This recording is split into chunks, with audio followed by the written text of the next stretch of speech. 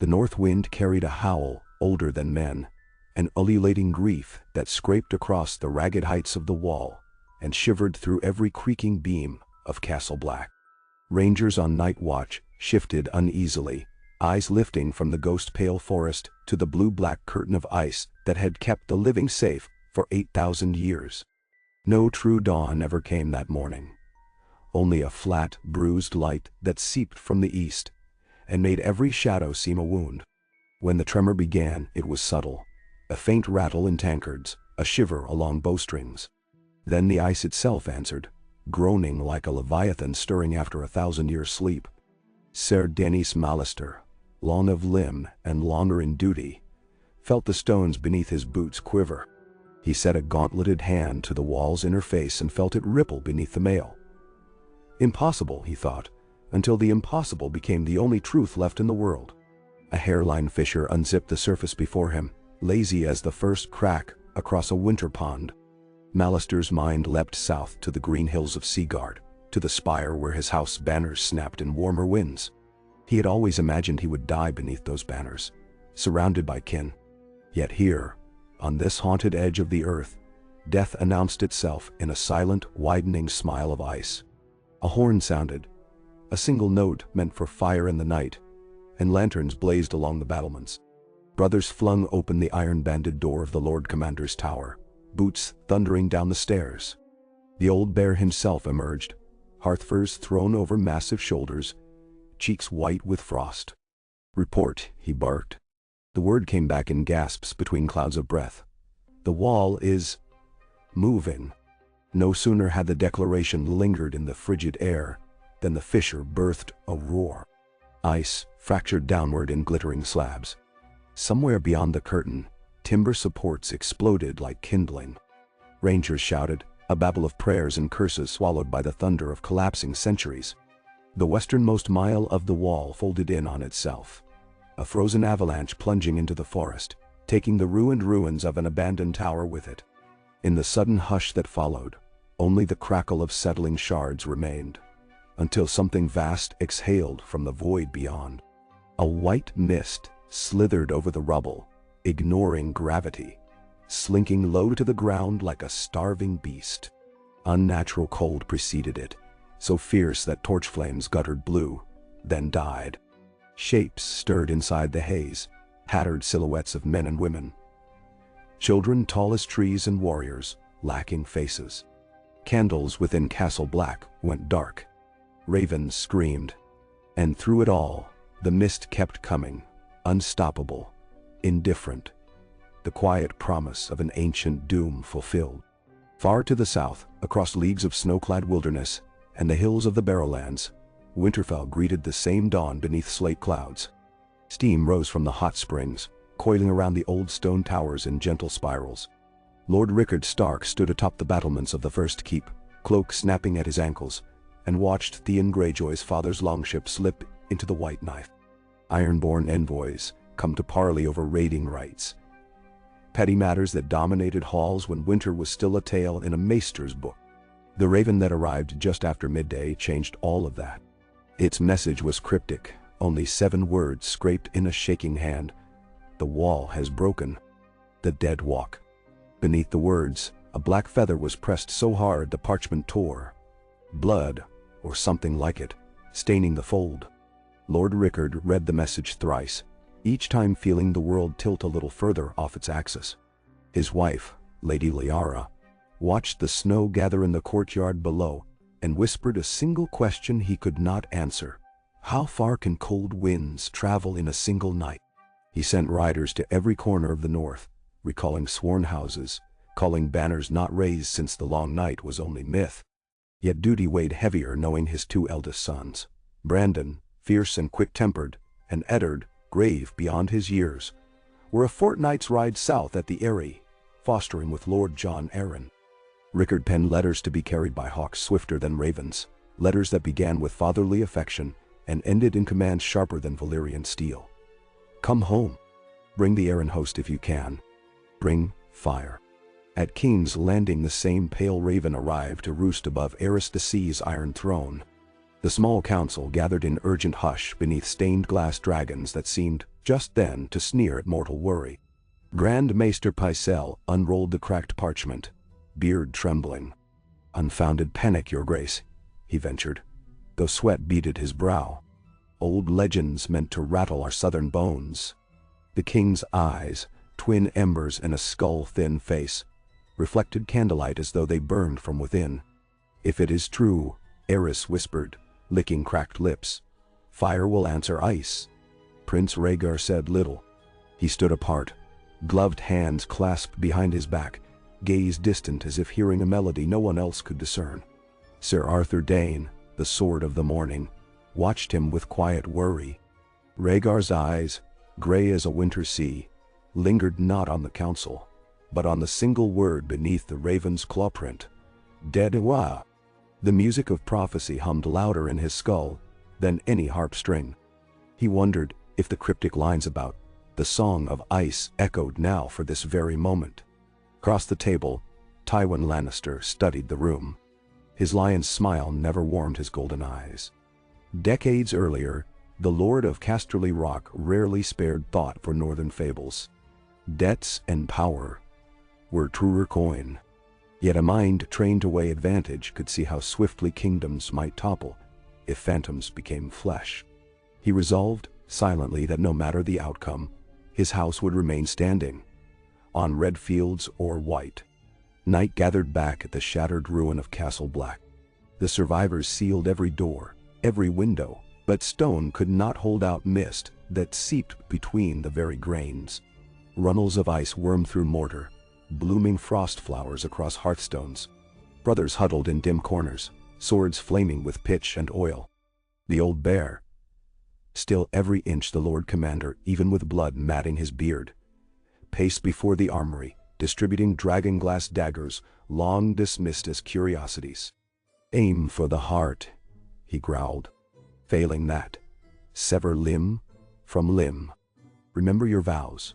The shield that guards the realms of men is needed now more than ever." Atop the collapsed western breach, First Ranger Benjen Stark watched the gloom. He had sent a trio of volunteers, optimists all, into the forest's maw to find the ranging parties still unaccounted. None returned. A hunter's moon climbed above the treetops and revealed pale movement below. A tide of corpses in furs, shuffling, silent, eyes like chips of frozen sky. Among them stalked tall figures of ice and moonlight. Swords of crystal, frost at their sides. One halted, nostrils flaring as though it tasted warmth on the wind. Its gaze rose to Benjen. No, through Benjen. And the ranger felt the weight of an intelligence older than kingdoms settle upon him. He did not flinch. Instead, he lifted a war horn to his lips and blew 3 long, mournful blasts. Other horns answered, echoing across the yards, reverberating down the towers. Brothers lined ramparts, arrows nocked, blades alight. The siege of the last watch began with neither siege tower nor trebuchet, only silent ranks of the restless dead pressing upward on a ladder of each other's bodies. Arrows struck skulls and ribs, but the dead shrugged off splintered shafts. Flames licked at matted hair and tattered cloaks, yet the dead climbed higher, their screams guttural and wordless. Within moments, the courtyard became a melee of slick stones and frozen blood. Brothers hacked at arms that grasped from snowdrifts, fought shadows that refused to die, until driven through with glass as dark as obsidian night. It was not enough. For every cadaver stilled, 2 more lumbered past. And behind them came the others, silent generals orchestrating carnage with a flick of translucent blades that shattered living steel. One by one, torches failed. One by one, men's courage failed. When the old bear fell, dragged beneath a wave of clawing hands, his roar turned at last into a wet gurgle. Benjen Stark knew Castle Black was lost. He rallied the survivors, a score, perhaps less, into the low tunnel beneath the king's tower. "We ride for Eastwatch," he commanded, voice hoarse. "If we outrun the blizzard, send word across the narrow sea. Dragonfire may be our only hope." No one questioned an order that felt like blasphemy in their fathers' tongues. They fled east into a night without stars, leaving behind the ancient stronghold to freeze in the clutch of its new masters. In the Dreadfort, Lord Roose Bolton read the raven's warning and narrowed pale eyes. To his maester he murmured, "Stone cracks, ice falls, blood can change its course." He saw opportunity in chaos, the space where power slips its throne-like moorings and floats, unclaimed. He ordered his son Ramsay summoned from the kennels, voice as calm as falling snow. The bastard came, smelling of dogs and steel. "A hunt, father?" He grinned. Bolton's lips barely moved. "Soon," he promised. "There will be prey enough for any appetite." The cold rode swifter than horses. By the time Benjen's ragged band reached Mullistown, the ground was already iron-hard, frozen water trickling from wells. They dared not tarry, yet the cries of townsfolk, wives of brothers, smugglers, whores, and children newborn to sin, echoed in that night. Some clung to the rangers' stirrups, begging to be taken along. Others cursed them as cowards abandoning the only refuge they had ever known. Benjen fought the urge to look back. Duty, he reminded himself, was a blade honed on sacrifice. Beyond Mullistown, the King's Road shimmered under a coat of rime, like crushed diamonds. Hoofbeats cracked the brittle surface. The rangers did not see the first dead thing until it was among them. A child scarcely 4, skin blackened with frostbite. Tiny fingers curled around Benjen's knee. He flung it aside, heart scalded, and spurred his horse to a gallop. Behind him, torchfire whooshed as another ranger poured oil on the road and set it alight. Flames leapt skyward, a fleeting barrier. The silhouette of the dead child watched them leave, head cocked, unblinking. Ravens reached White Harbor on the 4th day. Lord Wyman Manderley, heavy as a harvest moon, assembled his captains beneath the merman's court. "We sail north," he declared, jowls trembling with fervor. "Every ship that floats, every net that can be strung as sail."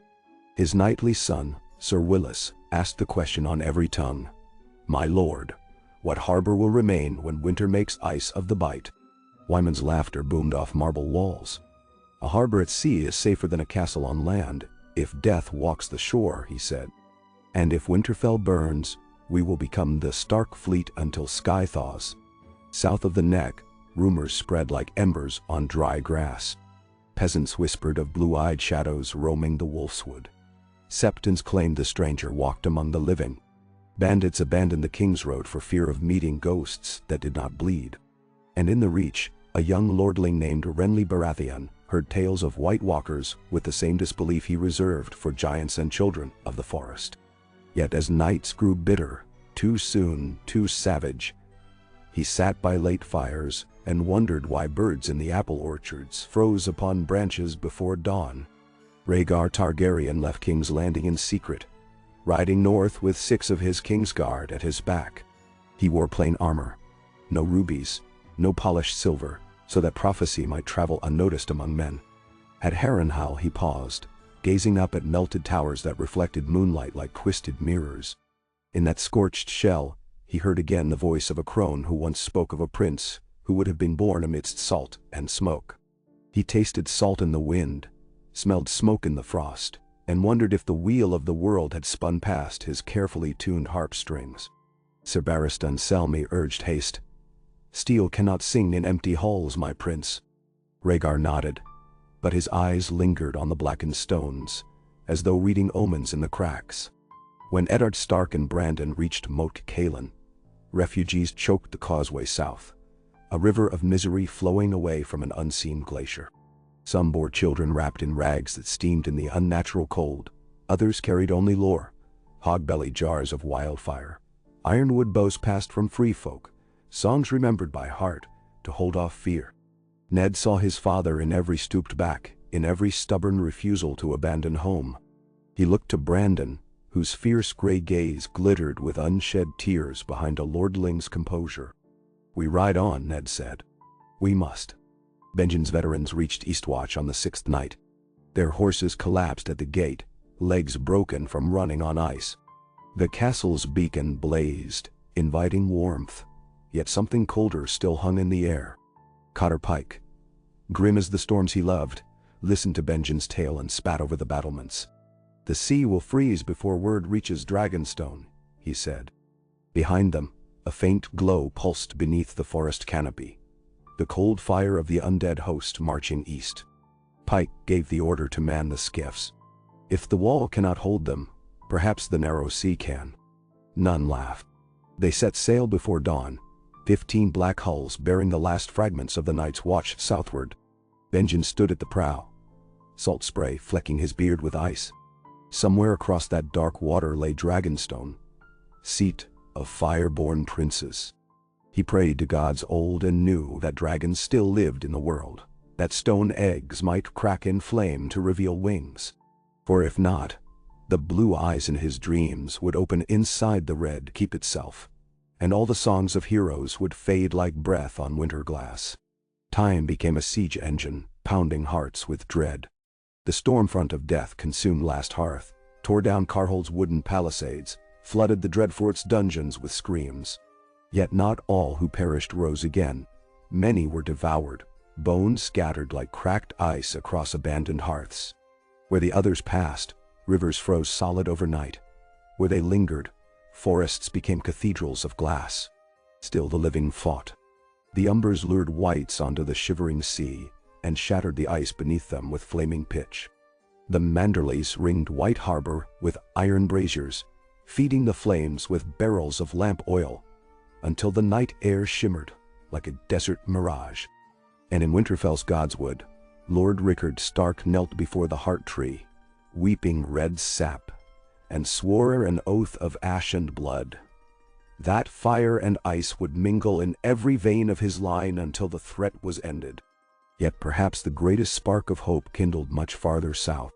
In Dragonstone's stone-shaped womb, Princess Elia Martell, heavy with her second child, stood watching the waves lash black cliffs. Her husband had ridden into winter, leaving behind prophecies, and a promise that dragons might yet awaken. Elia pressed a palm against her rounded belly, feeling the child kick. "You will be born in a world of snow," she whispered in the lilting accent of Dorne. "But we will teach you, son."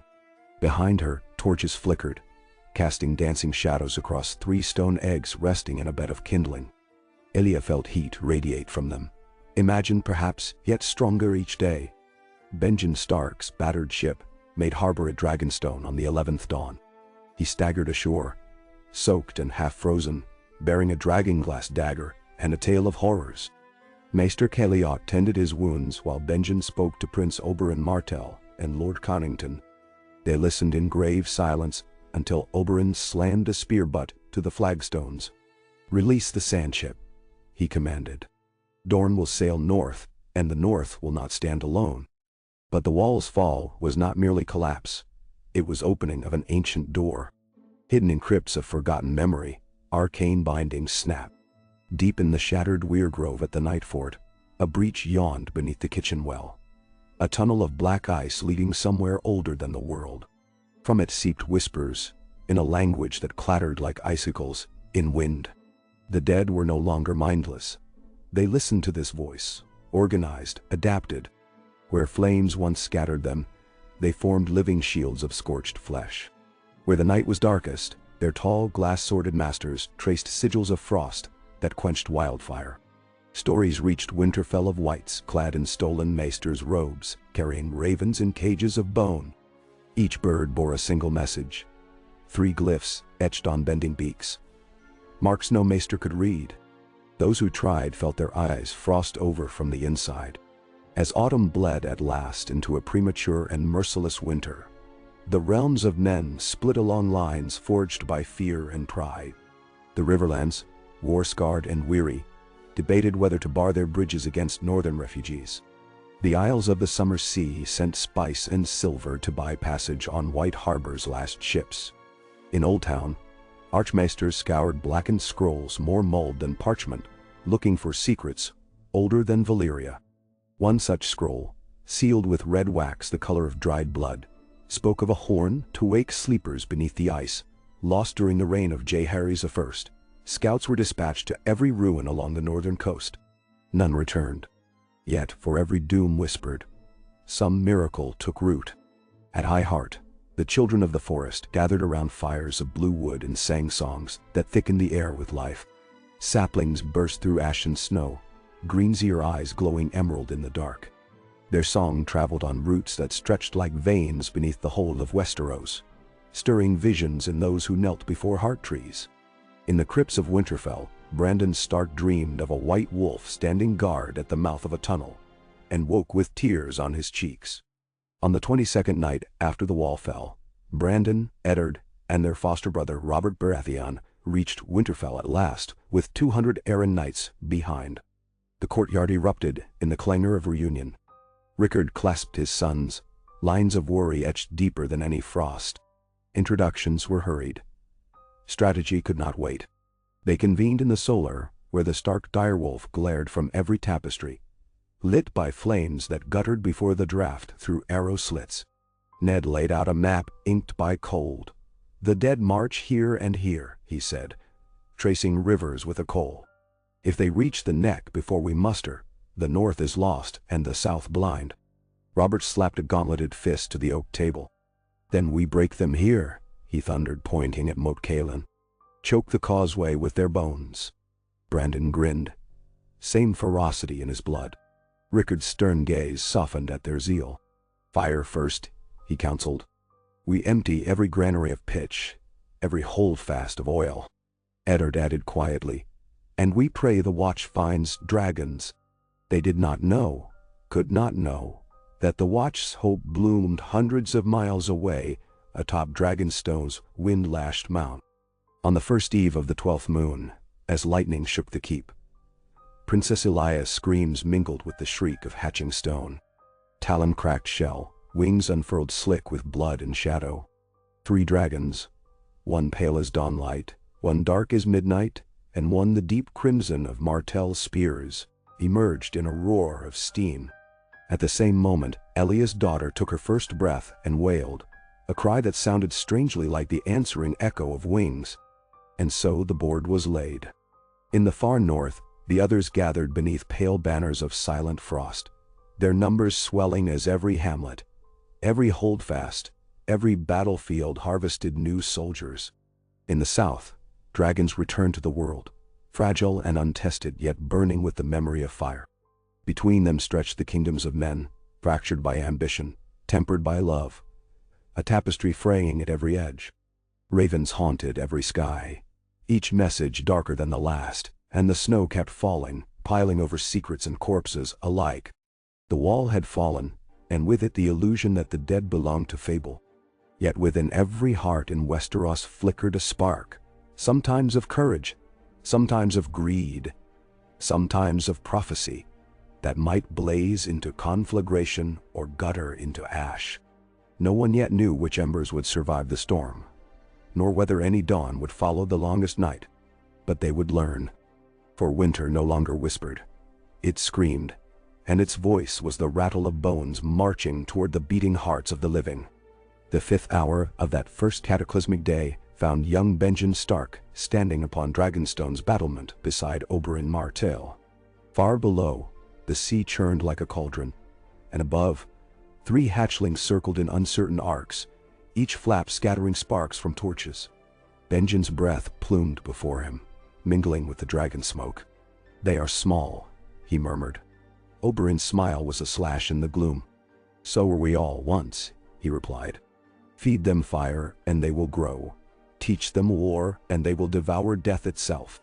Benjen closed ice-rimmed eyes, seeing again the blue gaze staring up at him from beneath Castle Black's rubble. He wondered if even dragons could outfly that chill. Yet when he opened his eyes, he found his mouth shaping words older than oaths, taught by a brotherhood now lost to snow. "Night gathers, and now my watch begins." Oberyn listened, the vow rolling through the dark like a funeral bell. When Benjen finished, the prince rested a hand on his shoulder. "Your watch, brother," he said, "is not ended yet." And in the haunted distance, beyond the narrow sea, beyond shattered ice, beyond every prayer, a horn of crystal and frost sounded once, twice, thrice. The wind answered, "In Nay, El."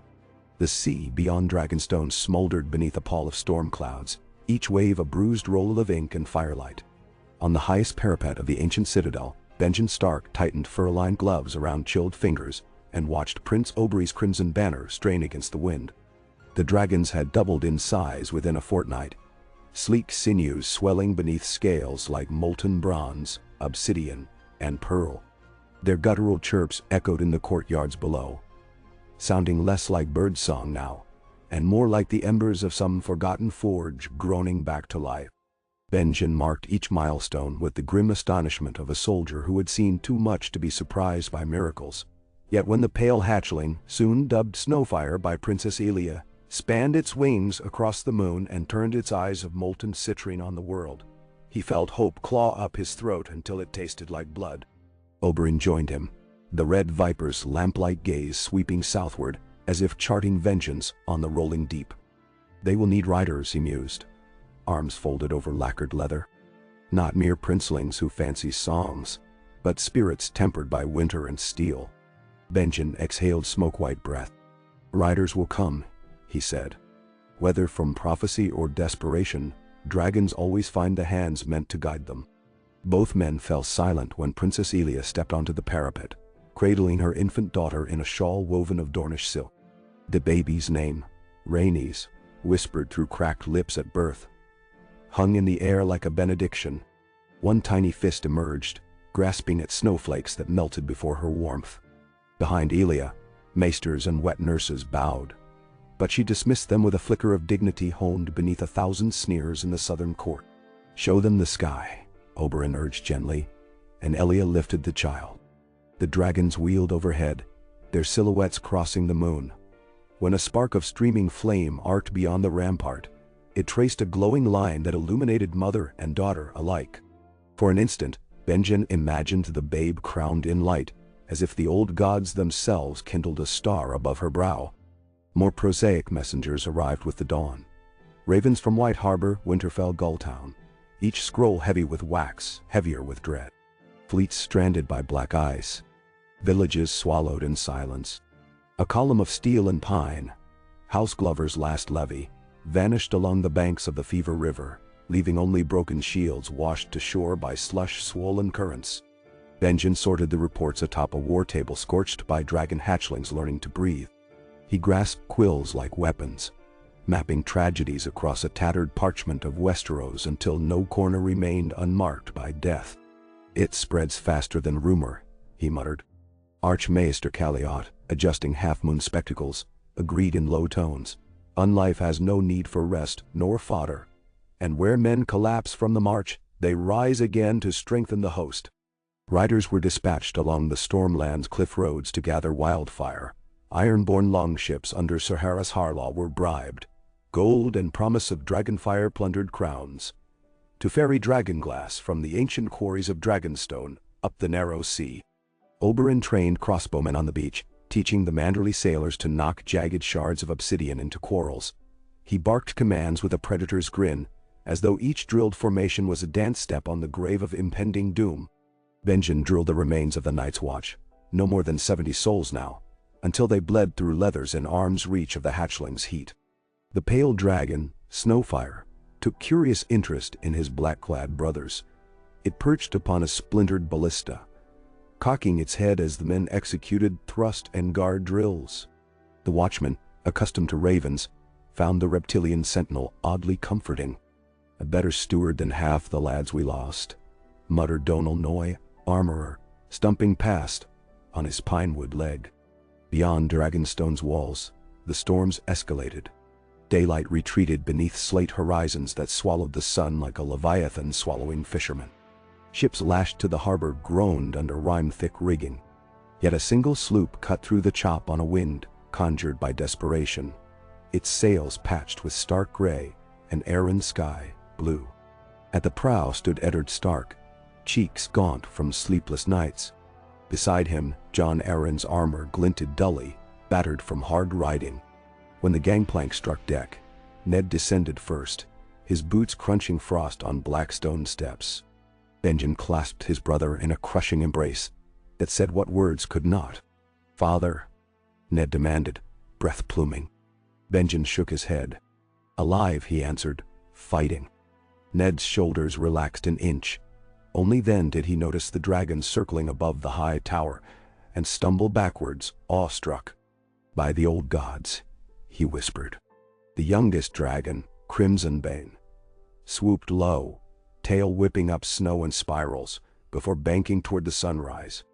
Ned's face, windburned and raw, lit with reflected flame that made him look older, sterner, somehow carved from the same primordial stone as Dragonstone itself. In the great hall that night, a convocation of loyalties seldom seen beneath one roof took shape. Starks and Martells, sworn brothers, Tyrell envoys, bearing casks of arbor gold, even a silent delegation of Ironborn swaggering with sea-wolf arrogance. Prince Oberyn presided alongside Elia, her babe nestled at her breast, while Maester Caliot recorded proceedings. At the table's center lay an oblong chest secured by bronze bands. The last store of wildfire from King's Landing, smuggled by a repentant pyromancer who claimed fear of the king's madness had surpassed fear of treason. Ned eyed the chest warily. "Dragons alone won the field of fire," he argued. "Do we need alchemist's witchery as well?" Oberyn's smile had edges. "When death itself turns traitor to the natural order," he replied, "every flame that burns becomes sacred." Plans emerged amid the smoke of roasted boar. Squadrons of watch veterans would accompany Oberyn's spearwives by sea, escorting the dragons north under sail to White Harbor, then upriver by barge. Meanwhile, Ned and Benjen would ride ahead with the Vale Knights to reinforce Moat Cailin, turning that ancient choke point into a furnace of pitch and steel. Letters bearing Rhaegar's secret seal would be loosed to every great house, promising royal pardons and Dragonstone coffers for any lord who marched beneath Direwolf's howl and the three-headed dragon reborn. In darker corners of the hall, smaller alliances were struck. Ironborn reavers swapping obsidian for Rowan brandy, Tyrell scouts passing folded billets to Stark outriders guaranteeing safe passage through the Reach for northern refugees. A silent brother of the Watch sliding vials of ground dragon glass into the gauntlet of an Arryn archer, whose daughter looked to him from Gulltown's ramparts. 2 days later, a hush settled over the storm-lashed keep as dragons were led onto the battlements bound with harnesses of brass chain and thick leather. Maesters scurried beneath flapping wings, securing panniers of smoked fish and goat carcasses. Snowfire reared, exhaling white-orange flame that steamed in the freezing rain, and the crowd surged backward. Benjen slipped an obsidian dagger into a saddle loop, then swung onto the beast's back behind a leather cantle stitched with runes he did not understand. Oberyn, choosing the midnight-scaled shadow drake, vaulted up with a whoop, gripping reins forged of Valyrian steel links salvaged from a lost sword. Elia, though every instinct rebelled, handed Crimsonbane's reins to her favorite cousin, Lady Loreza Sand, who rode astride with the quick confidence of a Selsail. The dragons beat wings, updrafts roaring between crenellations. Then, one by one, they leapt into the gale, shrieking defiance. Snow and ash tore free from the battlements, swirling into a vortex lit by forked lightning. Those on the docks watched until the dark sky swallowed firelight whole. Ned's overland column, meanwhile, lanced north along the King's Road. He rode beside Eon Hunter, Ser Vardis Aegon, and a patchwork retinue of Karstark outriders who had ridden weeks without rest. At dusk, they bivouacked beneath leafless oaks heavy with hoarfrost. At dawn they pressed on, each mile revealing new refugees, families dragging sledges of meager possessions, faces bruised blue by wind. The Vale Knights offered bread and salted mutton. Benjen's former stewards distributed iron daggers, newly forged on Dragonstone's braziers. One woman, hair hanging in ragged curls around hollow eyes, accepted the blade wordlessly, then slit her palm to let the blood hiss on to packed snow. Ned knelt, binding the wound. "Why?" She stared past him toward the gray horizon. "To prove I'm still warm," she whispered. Beyond the neck, Moat Cailin rose like a shattered crown from the mire. 3 towers remained, Drunkard's, Children's, and Gatehouse, each pocked by ages of siege, festooned with scaffolding. Rickard Stark's banners already flew from the highest parapet, black direwolf on field of storm white. Inside the walls, smiths hammered steel into spearheads. Carhold survivors tended spit-roasted elk. Archers coated stone arrowheads in wildfire tar. Eddard dismounted amid the bustle to embrace his father. Rickard's face had thinned, silver in beard more pronounced, yet his gray eyes gleamed flint bright. "You came at the turning of the tide," he murmured. "Or perhaps at the hour it drowns us all." Ned, glancing at the ring of fortified ditches newly filled with oil, allowed himself a grim smile. "Then we'll teach the tide that northern shores bite back." Scouts returned daily, mapping the enemy's march. A crescent formation of hundreds of thousands, dead men, women, giants in patchwork mail, fans of frost trailing behind like cloaks. At their vanguard strode the others, statuesque forms rippling with moonlight, eyes burning glacier blue. Each dawn they were closer. 40 leagues. 30, 20. Lord Rickard held council atop Gatehouse Tower, overlooking the causeway where the marshy ground narrowed into a single muddy path. "Here is the throat of the realm," he declared. "If we scorch it closed, the dead may pound but never pass." Brandon's fury burned hot as wildfire.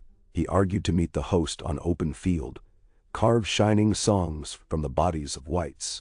Eddard countered with measured resolve. "We'll bleed them here. Let flame and bog swallow their numbers." In the end, cunning triumphed over valor. Torches ringed the outer ditches, their flames reflected in pitch-black pools. Dragons arrived on the 6th morning, heralded by thunder. No weather-born rumble, but the roar of wings. Snowfire spiraled through sleet, trailing steam. Shadow Drake swooped low over the causeway, the shudder of his flight vibrating through stone ramparts. Crimson Bane followed, smaller yet fierce, banking over towers to perch upon Drunkard's cracked crown. Oberyn loosed a triumphant cry, spear glinting in first light. Benjen landed Snowfire within the inner bailey, sliding from the saddle into the embrace of his brothers of the Watch. Breathless awe filled every soul who witnessed dragons over the bog. Hope incarnate forged of scale and smoke. Yet Maester Luwin, dispatched from Winterfell to serve Rickard, peered at the beasts' narrow chests and whispered, "They are still young. Place faith in flame, but trust in walls." Flame was tested at last when the sky blackened far to the north, not with storm clouds but with a solid wall of figures marching shoulder to shoulder across the frozen fen. Trumpets of jagged horns sounded, 3 blasts that echoed Benjen's nightmares. The dead had come. First to materialize from the mist were giants, slabs of pale muscle encased in warghide harnesses, each step sinking thigh-deep yet continuing unstoppable. Atop their shoulders sat wights lashed to wooden frames, hurling stones with whalebone slings. Behind them flowed a stream of corpses armed with iron-rusted dark. Behind them, the crystalline captains gliding silent as wind-borne knives. Eddard scanned the enemy through a myrish lens, caught a glimpse of a face he once recognized. Smaljan umber, now a maw of cracked ice, one eye dangling on a sinew. He lowered the lens, heart leaden. Rickard Stark gave the order. Flaming arrows arced skyward in a whistling swarm, descending into the bog to ignite lanes of pitch. Great blossoms of orange and green erupted, illuminating the heavy sky. Oil-filled trenches burst, sending geysers of black fire lashing the causeway. Giants stumbled as heat licked their legs. Whites ignited like tinder. Yet they did not falter. Even aflame they trudged onward, flesh sloughing away to reveal charred bone. On the ramparts, crossbowmen loosed quarrels tipped with dragonglass. Each bolt that found the heart of a wight felled it instantly, as if snipping threads of invisible marionettes. But bolts ran low, and still the tide advanced. Then came the dragons. Snowfire streaked above the front rank, maw opening to disgorge a torrent of incandescent breath. Where the flame touched, undead warriors melted into pools of bubbling tar. Giants shrieked as sinews sizzled apart.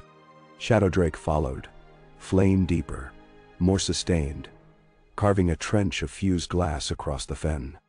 Crimson Bane darted through smoke, her fire thin but piercing, incinerating archers bound to giant mastheads.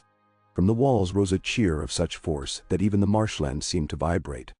Victory felt close enough to taste, until the others advanced. With elegant economy they raised crystal swords and traced sigils in the air. Blue radiance flared where their blades passed. The fires in the bog flickered, dulled, snuffed like candle wicks in a gale. Torchlight along the ramparts shuddered. A hush fell, punctuated by the soft patter of snowflakes turned to ash mid-flight. The giants rallied through cooling muck, resumed their march. Eddard's stomach clenched. Maester Luwin crossed himself before the weirwood-laced gods of the north. Benjen spurred Snowfire to climb high enough for another strafing run.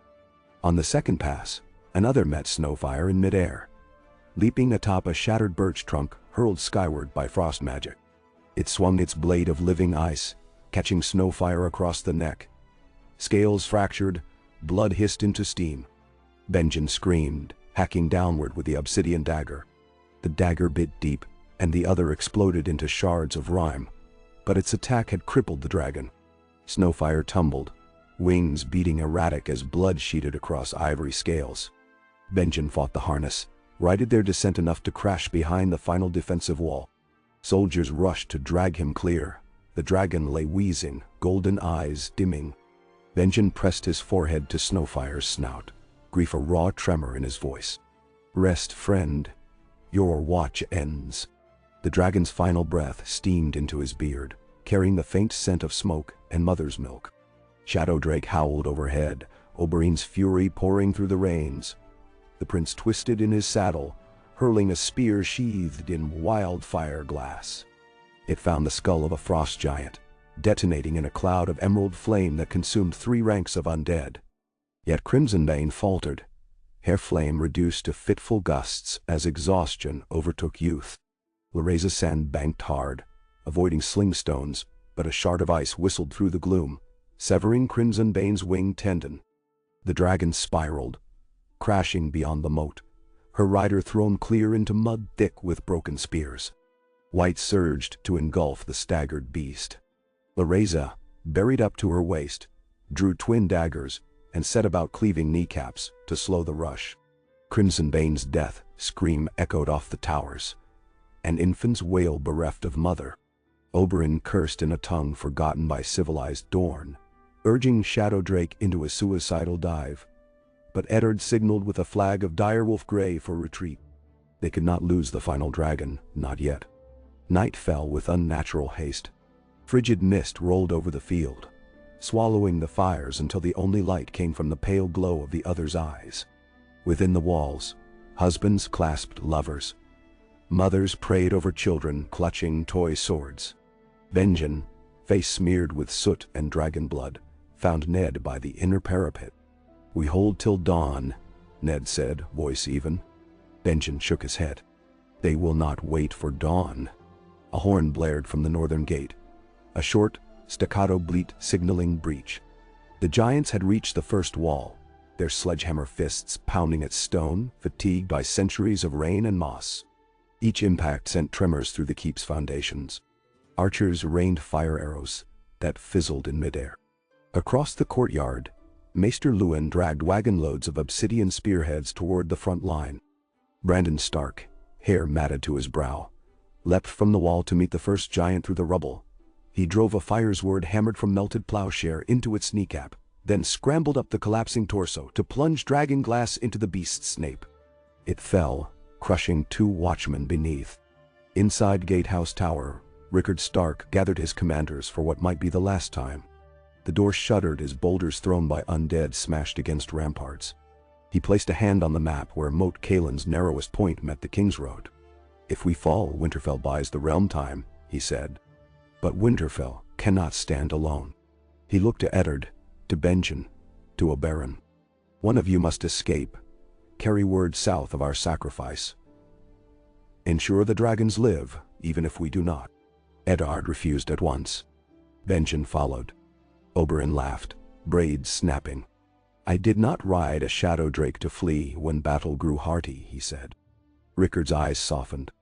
"I named you all sons in my heart the day you lifted blades for my people," he murmured. "But a father knows which son fate will choose. Ned, go." The door sagged inward, hinges squealing. Frost mist oozed across the floor like living oil. Rickard thrust a silver key into Ned's hand, crypt key to Winterfell's tombs. "There are secrets in the dark," he whispered. Wake them, if you must. Ned opened his mouth to argue, but the tower shook. Stones rained from the ceiling. Brandon bolted the inner door. Rickard shoved Ned toward a postern that led to the bog.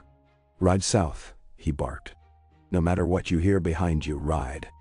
Ned's heart fractured. He clenched the keys so tight the wolf's head embossment cut his palm. Then he turned and ran down a narrow stair. Into the stables where dusk-red light gleamed off Shadowdrake's armor. Outside the gate, the courtyard had become a butcher's alley. White-scaled rubble walls like ants. Fires guttered where others walked, frost wreathing burning pitch until flames snapped silent. Benjen fought through the press, carving a path for Ned. Archers on the parapets fired dragon-glass arrows until quivers ran dry. Then they snapped bow limbs to fashion makeshift stakes. Oberyn, astride Shadowdrake, hovered low to scorch a breached breakline. The dragon roared, wings fanning embers into a cyclone that bought precious seconds. Ned vaulted onto a waiting courser. Benjen and a half-dozen black cloaks formed a wedge around him, charging through a breach in the south rampart where the bog still smoldered. As they galloped, the screams of Moat Cailin faded behind. Mist swallowed everything but the thunder of hooves. Ned refused to look back. White rage consumed his thoughts. Grief for father and brother. For watchmen older than he. For a dragon dying in mud. Sparks of frost hissed along the reeds, rising like will-o'-the-wisps, but Benjen's obsidian blade felled any wight that ventured close. By dawn they reached the verge of the Wolf's Wood. Ned collapsed from his horse, retching bile onto frozen moss. A raven waited on a branch, head cocked. He tied a message with trembling fingers. Moat Cailin besieged. Dragons retreat. Winterfell must prepare. The bird vanished into gray. Shadowdrake banked overhead at midday, Oberyn signaling with dyed ribbons. The dragon's shadow swept the snowy glade, momentarily blotting sun. Benjen hoisted Ned back into the saddle. They rode for White Harbor where Manderley's fleet awaited, praying the city still stood. Every league south felt warmer, but in the distance Ned swore he saw flakes of ash drifting in the wind. At Winterfell, Lady Lyra watched 6 ravens arrive in 1 hour. The words they carried drew color from her face.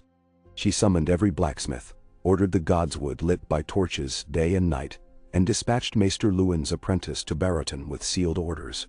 Gather every child, woman, or man who could carve runes into dragonglass. In the crypts below, lanterns were hung before the direwolf statues of ancient kings. Air moved where no wind should reach, a chill, but not the chill of winter, older, restless, expectant.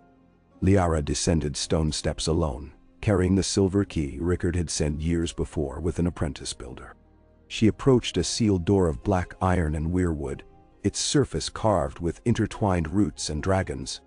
The lock recognized Stark blood. It clicked. Somewhere behind the thickness, metal chains unwound of their own volition. The darkness beyond smelled of pine pitch and ancient dreams. Liara lifted a lantern and stepped through. Far to the south in King's Landing, Eris Taku knelt naked before a brazier, skin blistered red. Pyromancers arrayed crystals of wildfire in spirals, chanting incantations older than Valeria's doom. Grand Maester Pycelle begged the king to show mercy to his people. Evacuate the city at least. Eris cut him off with a rasping laugh. Mercy, he croaked. The greatest mercy I shall bestow is cleansing flame. Let them come. Let the dead taste dragonfire true. On the steps of the Red Keep, Tywin Lannister watched wagons laden with ceramic pots disappear into cellars, his face unreadable.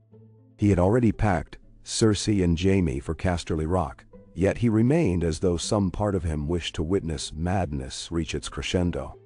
In the night, he dreamed of ashes falling like snow, and woke to find pillow lace crusted with sweat. Rhaegar at last reached the banks of the Trident. His party diminished from skirmishes with whites wandering valleys where winter never held sway. At Maidenpool he met refugees who spoke of a silver-eyed woman in a cloak of feathers who foretold the coming of the prince that was wounded, and offered shards of dragonglass in exchange for songs. Rhaegar followed the rumor to the weeping town of Saltpans, only to find the woman gone, but her prophecy etched on a weather-beaten post. When the dragon bleeds, the night will break. He touched the words with gloved fingertips. Arthur Dane, beside him, eyed the bloody bandage wrapped around the prince's arm. A wound from an undead bear fought 3 nights prior. The gods have a poet's cruelty, Arthur murmured. Rhaegar strode to his horse, tightened the saddle girth. Or a poet's logic, he replied, voice hollow. Come, sword of the morning. We ride to Winterfell. The land between the Neck and White Harbor became a gauntlet of small skirmishes, eyes that glowed in tree lines, whispers in frozen wheat. Benjen's company paused only long enough to set torches to barns where whites huddled, devouring goats.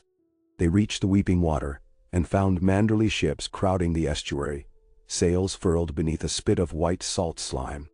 Lord Wyman, cheeks raw, greeted them on a frost-slick gangway. I salted the harbor so thick no corpse can rise, he boasted. But salt cannot stop the wind.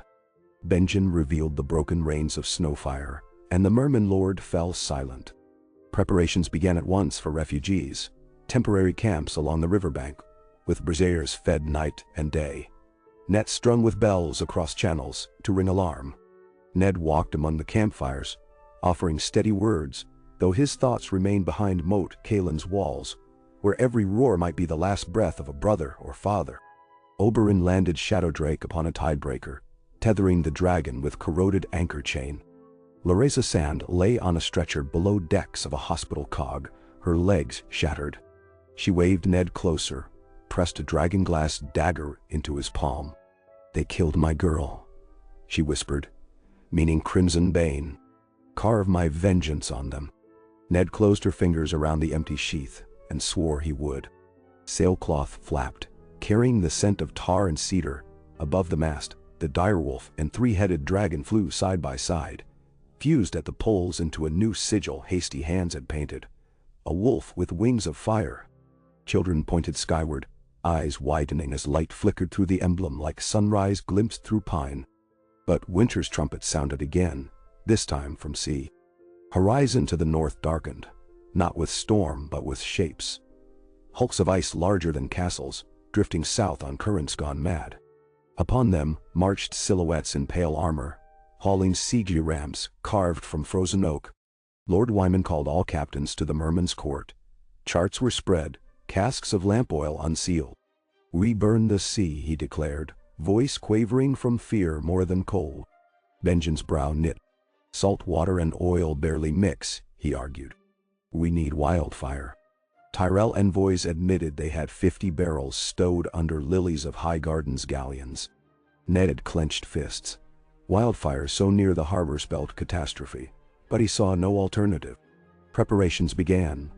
Decks lined with pitch, catapults repurposed into flamethrowers, dragon-glass-tipped ballista bolts, bundled for quick loading.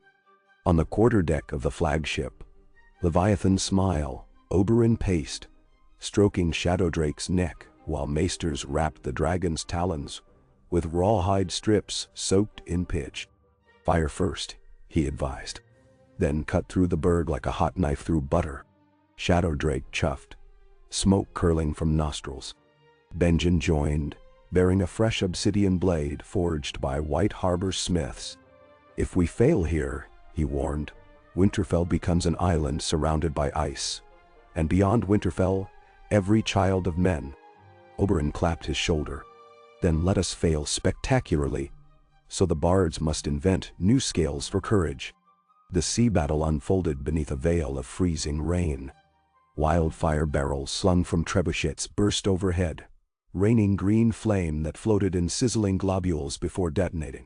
Icebergs ignited, sending plumes of steam that hissed like tortured serpents.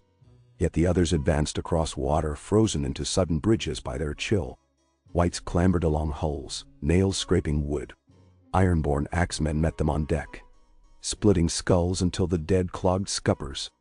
Bells at the river mouth rang madly as nets quivered with pale bodies. Shadowdrake swept low, tail smashing undead into red spray. Flame shot in a straight line along the makeshift ice bridges, severing them in fireworks of cracked crystal. A spear of black frost sailed from an iceberg's crest, striking Leviathan's smile beneath the waterline. Timber groaned. Water gushed in. Benjen seized helm as sailors fell to bailing pumps.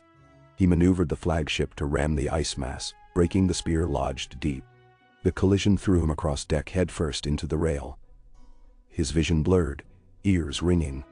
Through haze, he saw the iceberg split, revealing a cavern glowing blue, the lair of another commander. It lifted one elegant arm, sword flashing like dawn on knives. Shadowdrake screamed, but Oberyn spurted him into a dive so steep the wind shrieked between scales. The dragon struck the iceberg's heart with claws like red-hot scythes. Ice shattered outward in a halo. Oberyn dropped from the saddle onto the glistening platform where the other stood. His spear, a replacement wrought of Valyrian steel, threaded with dragon glass, met Crystal Blade in an explosion of frost sparks. Benjen, half-conscious, watched the duel as though from beneath water, glimmering silhouettes weaving against a backdrop of roaring pyres. Oberyn fought like serpents dancing, spear-tip drawing arcs that left after images of heat. But the other moved with inhuman grace, every parry accompanied by a sibilant hum. The prince's pauldron cracked under a glancing strike, blood sprayed black in the night air. Oberyn grinned, eyes burning with unyielding fire. He feinted, spun, drove the spear through the other's throat. For one heartbeat nothing happened.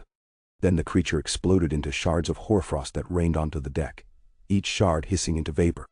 The iceberg groaned, seams glowing, and collapsed inward, sucking seawater in a maelstrom. Oberyn leapt, clutching a rope dropped from Shadowdrake's claws, swinging up as the dragon soared. With their commander vanquished, the wights on the water shuddered as if strings were cut. Many toppled into black depths. Others staggered, confused. The watchmen and sailors seized the moment, drenching decks in oil and setting torch to every corpse. Green flames licked starboard, orange to port, and soon the estuary resembled a cosmic forge, hammering flame against ice. The remaining icebergs drifted south in currents of steam. Some burned for 3 days, lighting the sky green, so that fishermen in the Stepstones later spoke of an emerald dawn. The victory cost dearly. Half the Manderley fleet scuttled, hundreds dead, wildfire stores emptied. Yet White Harbor still stood when the sun rose copper through frost haze. Lord Wyman wept openly, hugging Benjen despite blood crusting the man's hair. Oberyn's wounds were stitched in the Guildhall by a silent sister, whose tears blurred as they fell on the prince's cheek. He caught her hand, kissed her knuckles. "Every scar is ink in the ledger of life," he told her. "If this one buys a single heartbeat for a child, it was cheap." Ravens flew north with news. The sea was held. They carried hope to Winterfell, where Lady Liara emerged from the crypts after 3 days' absence, eyes luminous. In her hands, she bore a sword none had seen before, its steel black yet shimmering with a red pulse, like a heart beating within. She laid it before the heart tree, sap weeping, and whispered to the godswood, "The wolf crosses paths with flame. Let them walk beside the dragon." That night, watchers on the ramparts swore they saw shapes move among the graves. Stone deerwolves stirring, ancient kings lifting invisible swords. Old Nan's tales found flesh in moonlight, and children began sleeping easier even as the wind's pitch grew fiercer. In the hills above Moat Cailin, the battle still raged. 3 days and 3 nights, Ned's father and brother held the causeway, but numbers told their cruel arithmetic. On the 4th dawn the towers stood silent, banner poles snapped. Smoke bloomed where stone had been. Still, the ice host did not march south. They milled before the ruin, as if tasting the ghost of victory, puzzled by the empty towers. Scouts reported seeing spectral wolves among the rubble, each the size of a warhorse, eyes blazing like coals. The others kept distance, their silent commanders pausing, as though reading runes carved in dirt. Whatever they saw, they did not cross the moat that day, nor the next. The dead remained in vigil, the living in dread, weapons poised, hearts pounding in the pause between drum beats of apocalypse. Into that hush rode Rhaegar Targaryen. He arrived at White Harbor, under a banner concealed until he entered Wyman's Hall. There he unfurled it. The 3-headed dragon, red upon black, overlaid by the direwolf rampant in silver thread. Beside him Arthur Dayne knelt, offering to serve House Stark until the darkness broke. When Ned stepped forward, face haunted, hair bleached by ash. Rhaegar's gray eyes shone with grief. "Your father's courage is sung even in the crypts of Valyria," he said. "I come to stand where he stands." Ned's voice cracked. "You come to his grave," he answered. Rhaegar bowed his head. "Then I will guard it until funeral's end." That night in the harbor, amid broken masts and floating embers, Benjen recited the watch oath for fallen brothers, joined by Ironborn and Dornishmen alike. Above them, Shadow Drake circled in slow, mournful arcs. The sole surviving dragon casting silhouettes across water turned mirror black. Far away, in Winterfell's crypts, Lady Lyara placed the black sword into a stone scabbard at the feet of Bran the Builder and felt a vibration hum through the rock. She uttered a name lost to histories, a name of power older than old Valyria, and the sword's pulse flared bright crimson, then faded. Snow began to fall again, thick as feathers shaken from a celestial pillow.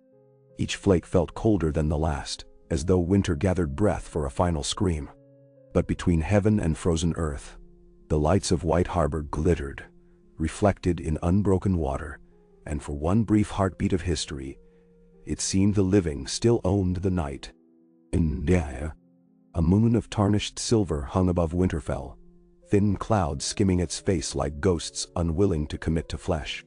Inside the Godswood, torches hissed under laden boughs, while flakes drifted down in elaborate, lazy spirals.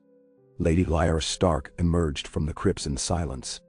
The black sword she bore was bound in linen, but even hidden, it seemed to draw every ember of lamplight into itself, drinking illumination until the clearing appeared cast in twilight. She paused beside the heart tree, set the blade across its gnarled roots, and pressed both palms to the bark. A tremor coursed through the trunk and into the snow at her boots.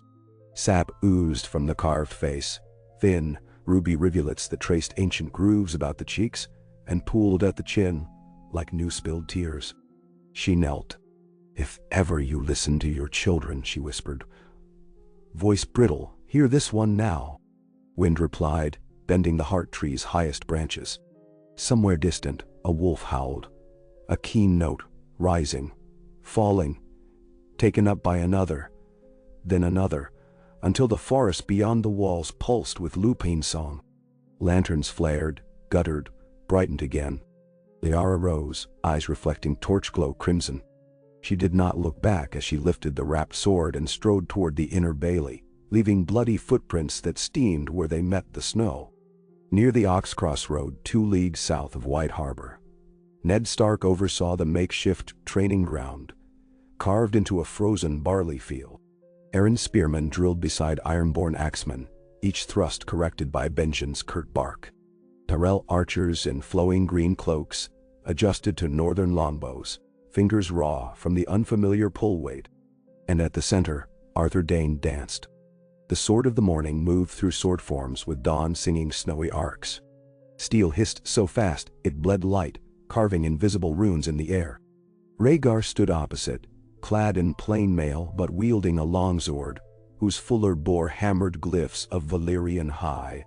He mirrored Arthur's steps until sweat glazed their helms.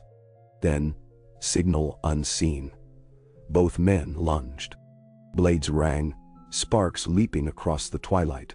Soldiers stopped to watch. Even Benjen allowed himself stillness, arms folded. The duel became tide and moon, Arthur pressing high, Rhaegar yielding low. Pivots so precise, snowflakes around their boots, seemed caught in still frame. When at last Arthur slid past Rhaegar's inside guard, Dawn's edge hovered at the prince's throat. Rhaegar smiled and tapped Arthur's breastplate with 2 fingers. "Dead even," he judged. Dayne inclined his head, lips twitching. "Until tomorrow," he answered. Ned exhaled.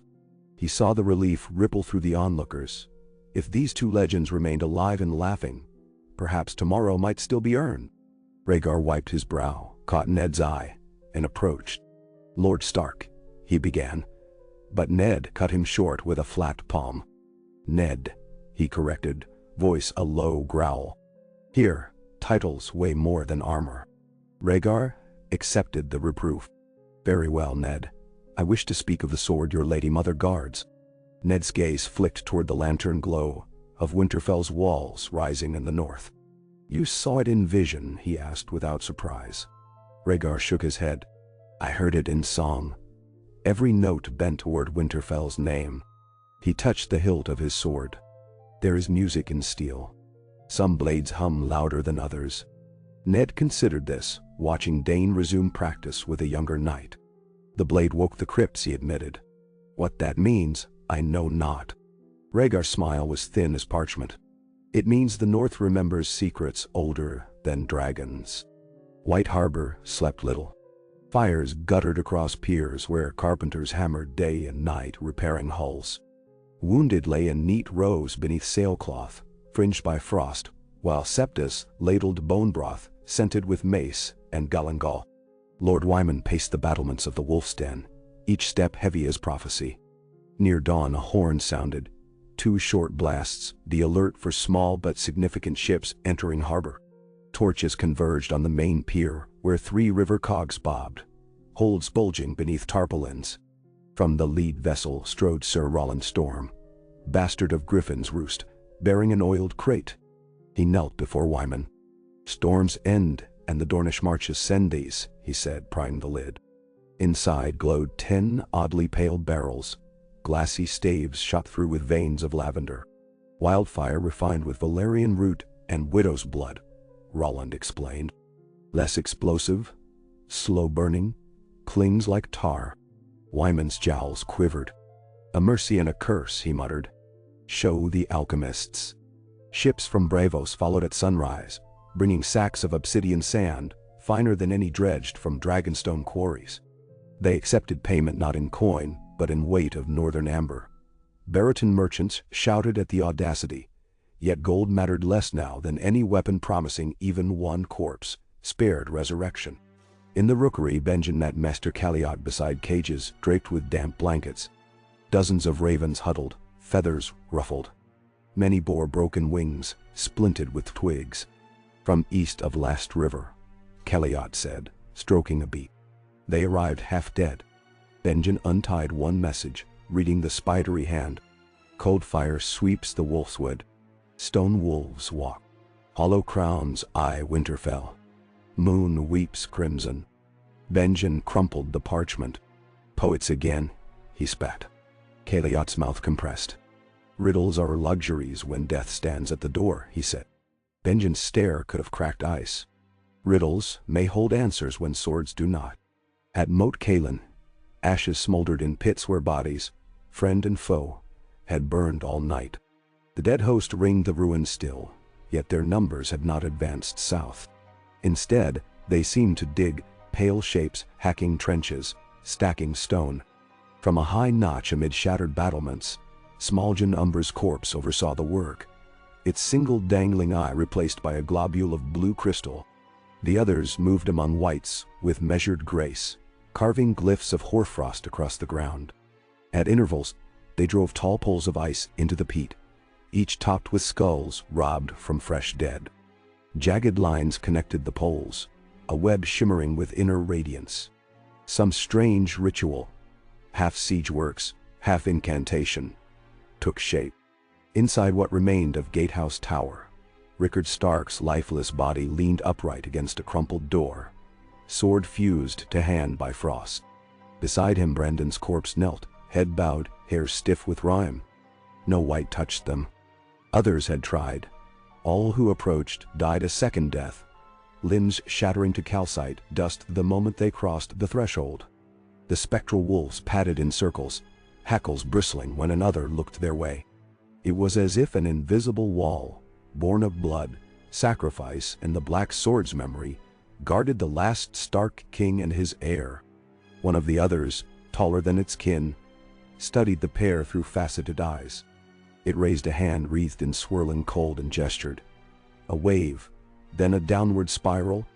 Whites hauled broken timbers, stones, iron-shod beams, piling them before the tower arch until entry stood sealed by rubble. The tall other lowered its arm. The ritual resumed. Night pressed early in the far north. Each day the sun rose weaker, closer to crimson than gold, staining snowfields like spilled wine. Upon one such dusk, a flock of ravens burst from the moat. Black flecks against a blood-cloud sky, winging south. They veered not toward White Harbor, but toward the mountains of the moon. In the eyrie, Lysa Arryn gripped the marble balustrade of the moon tower. Frost glittered across her knuckles. Far below, cliff paths lay buried under drifts that had no business in the vale so early. She listened to the ravens' croaks echoing through the high halls, each announcing another grim missive. Jon Arryn refused sleep. He spent nights poring over dispatches, quill scratching, brow furrowed. He had sent his best falcons north, 500 hardy Vale men on wiry garrons, to reinforce Ned's vanguard. But the ravens that returned spoke of giants cloaked in ice and a sky cut by living flame. One message, addressed in Benjen's confident scrawl, read, "If the moon's door can hold giants, it may hold dragons. Keep the sky road clear. B." Jon Arryn read it 3 times before handing it to Maester Coleman. "The wall fell because we forgot fear," he murmured. "We must not forget wonder." He ordered provisions readied along the mountain passes. Grain, cured meat, pitch, dragonglass arrowheads from Old Wake, courtesy of a wary iron-born merchant. When a squire balked at the cost, Jon pointed at the snow beyond the window. No coin buys a kingdom of corpses. Rhaegar convened council in Winterfell's great hall, long tables cleared of meals to make room for maps. Candlelight shimmered on rough drafts of Westeros drawn hurriedly over flayed parchment. At his right stood Ned. At his left, Maester Luwin and Lady Lyara. She laid the black sword on the table. Conversations hushed. The blade devoured light. Its surface appeared liquid, deep as moonless water. Along the fuller, faint runes glowed red like ember veins. Rhaegar extended a hand but stopped inches away, sensing heat. Yet the air above the sword was cold enough to mist his breath. "Its name?" he asked. "Nighthale," Lyara replied. She met his gaze without blink. Forged before the building of the wall, by fire and shadow both. She recounted her descent. Lower crypts sealed by Bran the Builder, chambers lined with bones of direwolves interred beside armored kings, whose helms bore no visors. And at the center, the sword waited, on an altar of frozen weirwood. "Bran's last gift," Luwin murmured. Rhaegar's eyes fixed on the runes. 2 powers in one steel, he breathed. Fire without flame, ice without cold. "Balance," Lyara corrected. "It will not burn the wielder, but neither will it spare. Only a heart bound to both suns and snows may lift it." Murmurs rippled down the benches. Benjen rested elbows on rough oak. "My father and brother bought us time," he said. "But that time thins like river ice. We must break the siege at the moat before the dead complete whatever sorcery they weave." Luwin cleared his throat. "Our scouts report poles of ice inscribed with sigils older than Old Tongue. If completed, they may tear the neck wide, freezing marshes solid, granting the host free march south." "Now," Rhaegar turned to Lyara, "who among us may lift Nighthale?" Lyara's stare moved from Ned to Benjen, then to Rhaegar. "Blood of the wolf," she said softly. "Blood of the dragon. One must temper the other." Ned stiffened. "My father forged alliance with his life," he said. "Let his sons do no less." He stepped forward, palms open. The sword pulsed. Frost rimed his leather bracers, yet warmth seeped across his palms. Rhaegar moved opposite, extended hands. A flicker of red danced through black steel. The runes brightened, glowing crimson white. A humming vibration filled the hall, rattling pewter cups. Fires guttered, then flared high blue. Wind knifed through the broken windows. The sword lifted of its own accord, hovered between their outstretched hands. A burst of light, blinding, silent, threw sparks of color across every face. When vision cleared, Nighthale rested blade down on the table once more. A single drop of blood smoked on its edge. Whose, no one knew. Lyara exhaled. "Together," she pronounced, voice carrying as though across a snowfield. Rhaegar nodded. Ned's jaw tightened. Luwin pressed trembling quill to parchment, scratching new lines of prophecy. The march toward Moat Cailin began at first light. Rhaegar rode at Ned's flank, cloak sewn half direwolf gray, half Targaryen black. Behind followed streaming banners.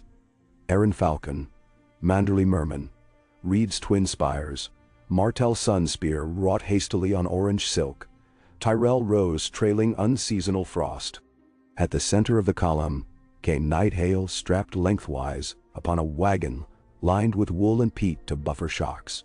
4 ravens perched on its frame, eyes silver. They neither croaked nor flew. Shadowdrake loomed overhead. Oberyn lashed the harness to a new saddle built of boiled leather, cinched with chainmail loops.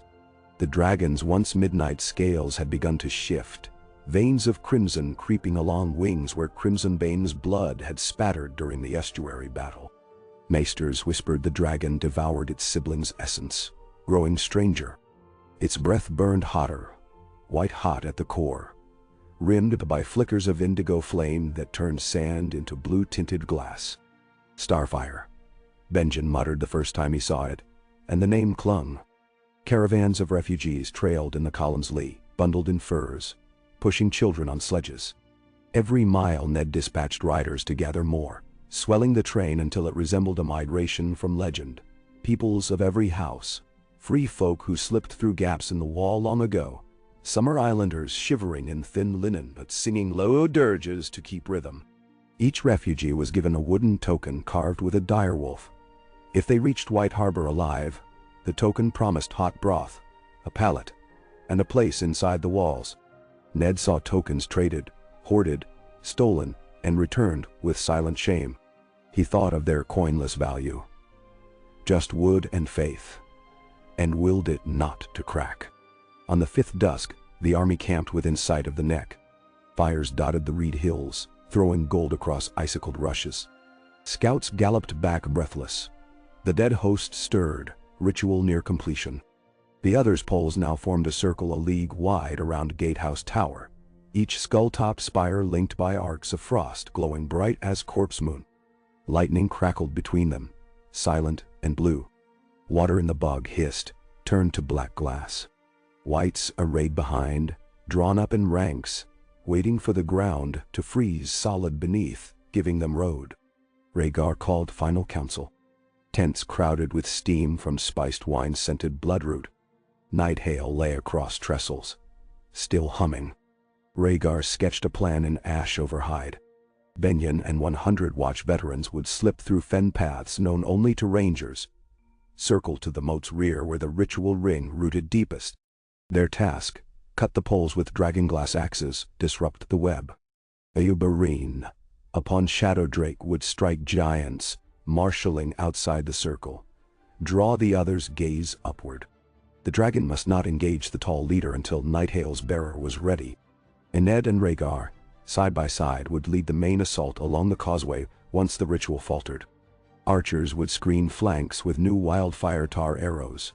Valeman pikemen would check whites that broke ranks. When the circle failed, Night Hail must pierce the frost rune at its center, carved into the very stone beneath the collapsed gate. Only then might the moat thaw and swallow the host. A sword to melt ice, muttered Ser Vardist.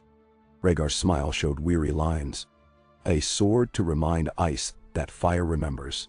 Ned inspected each detail until no uncertainty remained of the outcome.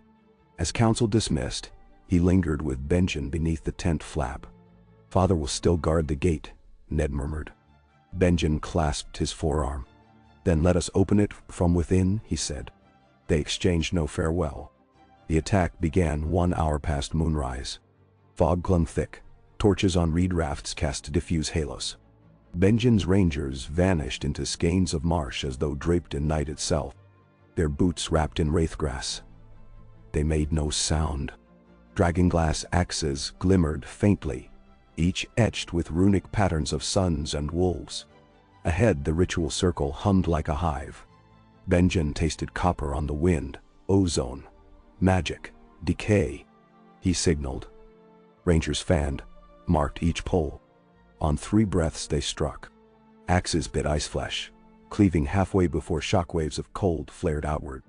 Teeth rattled. Shards rained. A white sentinel turned, mouth gaping in silent alarm. But fen bones, formerly a poacher pardoned by Lord Commander Mormont, split its spine with a swing that left frost smoke. All around, poles toppled, runes crumbling like brittle chalk. The blue lightning faltered, flickered, died. An unearthly silence fell. Then came a roar, not from Shadow Drake above, but from deep below Pete. The sound of thaw. Up on the ramparts of shattered gatehouse, the tall otter's head snapped toward the circle. It raised its sword. Ice shards erupted around its feet. Shadow Drake shrieked, diving. Oberyn loosed starfire. White-blue flame blanketed the causeway's front rank. Giants stumbled, skin liquefying, bones twisting. Whites boiled, steam venting from shattered skulls. The other leveled its blade, launching a lance of cold into the sky. Ice formed a spear half a league long, aimed at the dragon's heart. Oberyn dragged reins. Shadow Drake rolled barrel swift, the spear grazing wing membrane. A line of frost scored the leather, but did not pierce. Dragon and rider climbed out of range. On the ground, Ned's host surged forward. Wildfire arrows streaked overhead, plummeting into fen where trapped methane converted the bog into a sea of luminescent green. Whites waded through flames, but pikemen caught them at choke points, obsidian-tipped spears punching through sternums. Iron shields locked into phalanx shapes. Ironborn axes flickered silver. Rhaegar rode beside Ned, cloak streaming. They carried no banners. Only Nighthail, now unsheathed, held horizontal across their saddlebows. Wherever its edge pointed, frost on reed stems sublimated into mist, clearing sightlines. The causeway narrowed. Ahead loomed rubble mound and the sealed arch. The spectral wolves prowled atop broken stones, hackles bristling. Ned felt his throat tighten. Rhaegar whispered, "We will free them." They spurred mounts.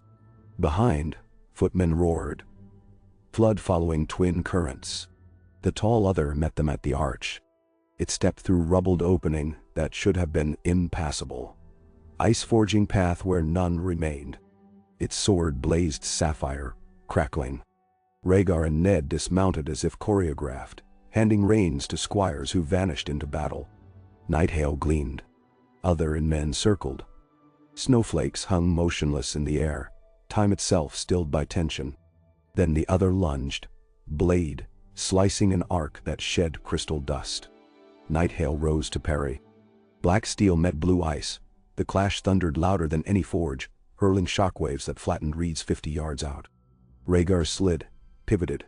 Ned counter-thrust low, forcing the other to hop back. Unnatural grace. It recovered, spinning, slicing for Ned's throat. Rhaegar intercepted, taking the blow on cuirass. Ice edge screeched across mail, sparks of frost. Ned came under the guard. Nighthail tracing a rising cut meant to bisect. The other caught the blade with bare palm, frost climbing wrist. Nighthail's runes flared blood red, searing. The other released, screeching, not vocal but a feedback of fractured resonance that shattered nearby torches. Behind, rangers burst from the bog, axes dripping. Benjen led, face streaked with mud and blood. He hurled a dragonglass javelin toward the other's spine. The creature spun, slicing it mid-flight. Benjen rolled, retrieved another. Rhaegar yelled, finding right. Ned pressed left. Nighthail and ice clashed thrice more, each hit ringing like cathedral bells. With every strike, the black blade glowed brighter, runes shifting from red to golden white. Heat radiated outward. Snow melted in ring, revealing grass long dead. The other faltered, sword edges dim. Ned saw opening, stepped, drove point toward chest. The other slapped flat aside, but the blade tip grazed porcelain armor. A spiderweb of cracks blossomed, leaking violet light. The creature backpedaled. Benjen's second javelin struck its thigh. Obsidian pierced, lodged deep. Blue flames erupted, devouring fleshless flesh. The other howled with no mouth. Rhaegar seized the moment. He lifted Nighthail high, eyes blazing with twin fires. Together, he and Ned plunged the sword into the ground, point first at the arch's threshold, directly atop the frost rune once chiseled by thousands of undead hands. The ground convulsed. A pulse, red, white, black, shot through stone, through peat, through water veins. Moat Cailin shuddered, walls vibrating. The rune flared, then split as though struck by a hammer of gods. A crack zigzagged across the causeway, widening into yawning chasm. Bog water rushed, dark and cold, reclaiming what men and ice had stolen. The other staggered, balance lost. Its sword flickered, extinguished. Ned wrenched Nighthale free, swung in a wide arc. The blade sheared through armor, through torso, through memory. The other dissolved into falling snow. Silence followed, broken first by the groan of crumbling stone, then by the distant moan of thousands of wights losing motive force. Giants toppled like felled oaks. Wights dropped mid-stride. The blue light threading poles sputtered, remaining staves imploded, shards glittering down like star spill. Across the marsh, undead formations unraveled, bodies sagging. Some rose moments later, reanimated by lesser, others still standing. But cohesion snapped like ice cracked by spring thaw. Battle became pockets of skirmish instead of unstoppable tide. Shadow Drake descended, flame cooking the final clusters. Benjen's watchmen moved methodically, severing spines, planting dragon glass. Pike columns advanced, crushing brittle remains. Reed skirmishers emerged from water, blowpipes spitting frog poison darts that stilled reanimated corpses before they could rise again. When dawn bled across the neck, the dead host was broken. Not destroyed. Far too many bodies still stirred in distant fen. But their spear was snapped, their ritual undone. The chasm at the arch filled with water reflecting first light. Silence returned, heavy but alive. Ned stood within the rubble, leaning on Nighthale. Rhaegar beside him, gauntlet on his shoulder. Benjen approached, helm under arm, eyes rimmed red. They gazed upon the bodies of Rickard and Brandon, untouched still. As sun climbed, frost melted from their lashes, revealing peaceful repose. Spectral wolves circled once, then padded north into mist, forms dissolving like morning breath. Ned knelt before his father. Words clogged his throat. Rhaegar placed a hand upon his head, whispering in Valyrian, a prayer few outsiders ever heard. Benjen set a strip of black cloth over Brandon's hilt. "Knights watch guard you now," he murmured. Beyond the arch, soldiers cheered, but the three brothers, wolf, dragon, raven, heard only wind passing through shattered stone. A gust carried scent of peat smoke and thaw. For a heartbeat, the neck sounded like quiet summer again. Back in Winterfell, Lady Lyra felt the surge. Candles in the crypt hall guttered, then steadied, brighter than before. She closed her eyes, hand on the altar. "Thank you," she said to darkness. Somewhere above, children's laughter echoed, first time in moons. Maester Luvin finished tallying losses. 1,000 dead, half that number risen and destroyed again. One giant captured alive, bound in chains of obsidian links singing faint, discordant tones. 7 others unaccounted amid retreat. Yet the road south remained unbroken, the neck unfrozen. He dispatched ravens to every corner. Moat Cailin held. The tide is halted. Fire and wolf walked together. In King's Landing, Eris heard the news from a panting raven keeper. He listened, then laughed until blood flecked his lips. "Dragons return," he crooned. "Let the wolves march on my gate. I will give them pyres for beds." He dismissed the keeper, who never saw daylight again, and commanded pyromancers to double caches beneath the city. Tywin watched, expression masked. That night, beneath the flicker of guttering braziers, he summoned Varys.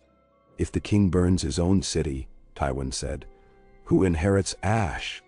The Master of Whispers folded pale hands. "Power, my lord, resides where men believe it resides. Ash can be gilded anew." Tywin's eyes gleamed. Then, stark melting gold. 3 nights after the moat's salvation, Ned, Rhaegar, and Benjen convened on the repaired rampart. Below, engineers dismantled shattered stone to rebuild a lower wall of ice brick. Dragonglass dust mixed into mortar. Reed workmen flooded outer trenches, letting them freeze into jagged bulwarks. Nighthale lay across Ned's knees, its hum quieter now, as though satiated. Rhaegar traced the horizon. "They will come again," he said. "Perhaps at Deepwood Moat, perhaps on ships of ice." Ned nodded. "Let them?" Benjen leaned against Merlon. "Every league they march will make them pay." Rhaegar's smile was distant. "We need more than roads and swords. We need a harmony older than kingdoms." He turned toward the south, where the King's Road wound behind tattered banners. "Fire burned bright tonight," he said. "But dawn is a melody made of both flame and frost." Ned looked to Night Hail. In its polished black, he glimpsed his own reflection merging with Rhaegar's, two faces joined by a red-gold line of runes. A shiver crawled his spine, half dread, half acceptance. "Then let us write the next verse," he answered, standing. Overhead, Shadowdrake spiraled once, silhouette crossing the moon's face. Where its wings cut moonlight, stars seemed to pulse brighter, as if acknowledging oaths sworn by brothers beneath. The dragon roared, a sound echoing from the neck to Winterfell to Dragonstone, where Princess Elia lulled her daughter with lullaby, whose lyrics foretold sunrise over snow. And for the first time since the wall fell, that sunrise felt possible.